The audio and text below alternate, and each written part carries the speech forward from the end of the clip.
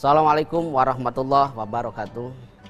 Alhamdulillahirabbil alamin wassalatu wassalamu ala asyrafil anbiya'i wal mursalin wa ala alihi wa sahbihi ajmain amma ba'd.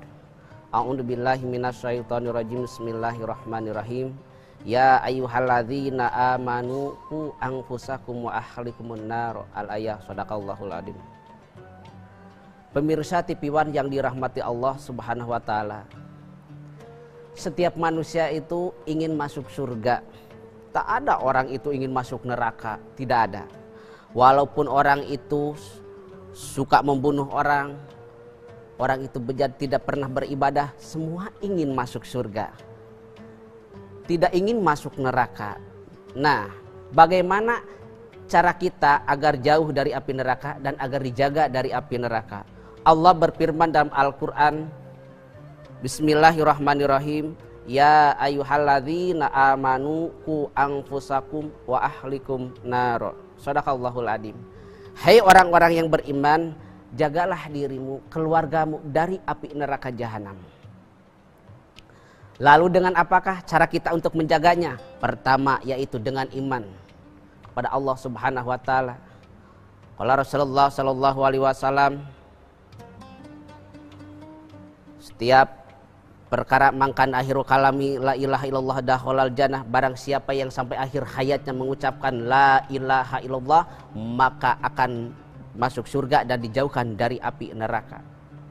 Kalau begitu gampang, bila kita tidak beribadah pun juga nggak apa-apa, yang penting asalkan kita mati mengucapkan la ilaha illallah. Apakah semudah itu kita mengucapkan seperti itu? Tidak, belum tentu. Orang yang betul-betul ibadah saja belum tentu pada akhir hayatnya mengucapkan la ilaha illallah, kalimah thayyibah tersebut, apalagi kita.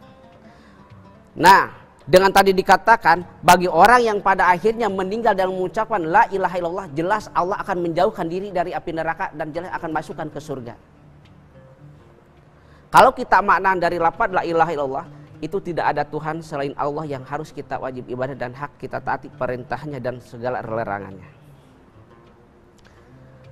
Pemirsa TV One yang dirahmati Allah, di dalam melaksanakan ibadah kita jelas banyak rintangannya.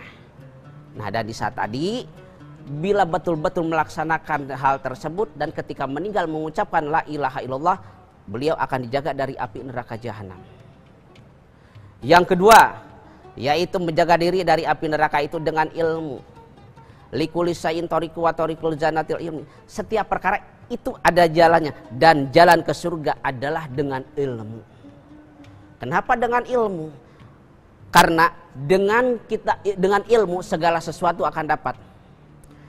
Kita bisa ngaji dengan kita mencari ilmu. Kita bisa berlaksanakan sholat kita dengan mencari ilmu. Kita mendapatkan pahala yang gede itu adalah dengan mencari ilmu. Jadi besar kemungkinan dengan thalabul ilmi Allah akan menjaminkan surga. Allah menjaminkan surga itu sangat luar biasa dengan perjalanan thalabul ilmi. Kenapa? Pertama, mengumpulkan banyak orang di dalam suatu majelis taklim itu sangat luar biasa. Kalau di rumah itu susah sekali. Tetapi dengan thalabul ilmi di majelis taklim, kita bisa belajar ngaji bareng, tawasul bareng, bahkan di situ ada tausiah yang mengarahkan kita untuk mendapatkan kebaikan.